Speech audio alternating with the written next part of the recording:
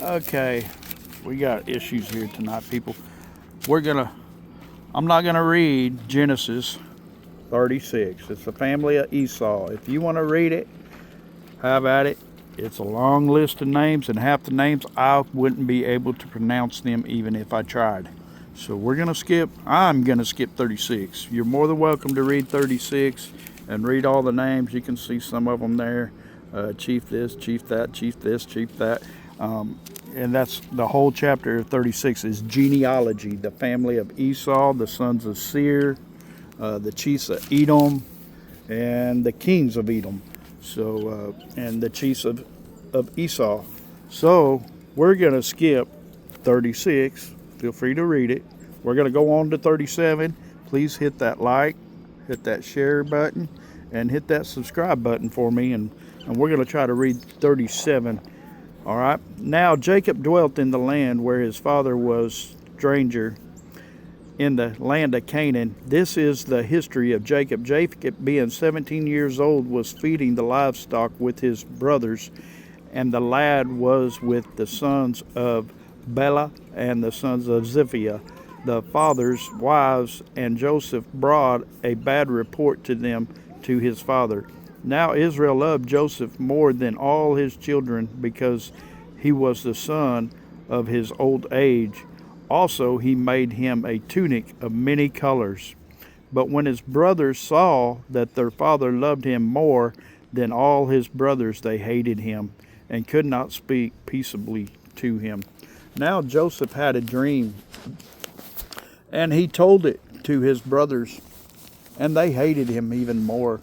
So he said to them, "Please hear this dream which I have dreamed. There we were binding sheaves in the field. Then behold, my sheaf arose and also stood upright, and indeed your sheaves stood all around and bowed down to my sheaf." And his brothers said to him, Shall you indeed reign over us, or shall you indeed have dominion over us? So they hated him even more for his dreams and for his words. Then he dreamed still another dream and told it to his brothers and said, "Look, I have dreamed another dream, and this time the sun, the moon, and the 11 stars bowed down to me."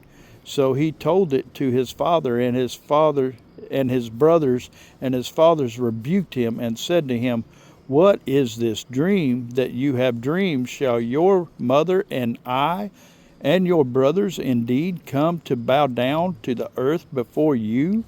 And his brothers envied him, but his father kept the matter in mind. Then his brothers went to feed their father's livestock in Shechem. And Israel said to Joseph, "You are not your brothers feeding the flocks in Shechem. Come, and I will send you to them." So he said to him, "Here I am." Then he said to him, "Please go and see if it is well with your brothers and well with the flocks, and bring back word to me." So he sent him out of the valley of Hebron, and he went to Shechem. Now a certain man found him, and there he was wandering in the field. And the man asked him, saying, "What are you seeking?" So he said, "I am seeking my brothers. Please tell me where they are feeding their flocks." And the man said, "They have departed from here, for I heard them say, 'Let us go to Dothan.'" So Joseph went after his brothers and found them in Dothan. Now, when they saw him afar off, even before he came near them, they conspired against him to kill him. Then they said to one another, "Look, this dreamer is coming. Come, therefore, let us now kill him and cast him into some pit, and we shall say, 'Some wild beast has devoured him.' We shall see what will become of his dreams." But Reuben heard it, and he delivered him out of their hands and said, let us not kill him." And Reuben said to them, shed no blood, but cast him into the pit which is in the wilderness, and do not lay a hand on him, that he might deliver him out of their hands and bring him back to his father. So it came to pass, when Joseph had come to his brothers, that they stripped Joseph of his tunic, the tunic of many colors that was on him. Then they took him and cast him into a pit, and the pit was empty. There was no water in it. And they sat down to eat a meal. Then they lifted their eyes and looked, and there was a company of Ishmaelites coming from Gilead with their camels, bearing spices, balm, and myrrh, on their way to carry them down to Egypt. So Judah said to his brothers, "What profit is there if we kill our brother and conceal his blood? Come, let us sell him to the Ishmaelites, and let not our hand be upon him, for he is our brother." And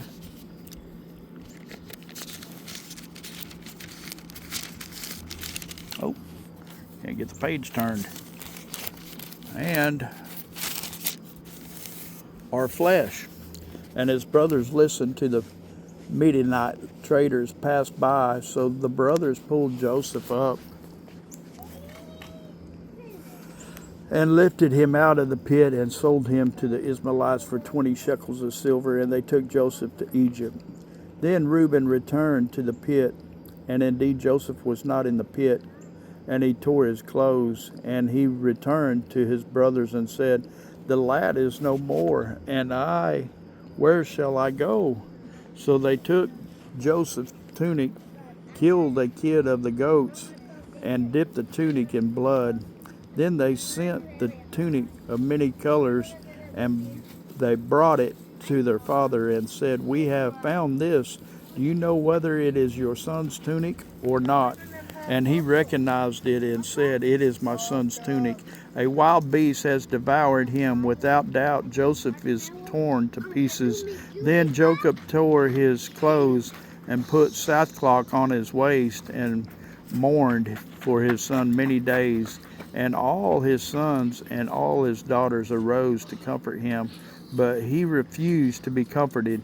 And he said, "For I shall go down into the grave to my son in mourning." This his father wept for him. Now the Midianites had sold him in Egypt to Potiphar, an officer of Pharaoh and a captain of the guard.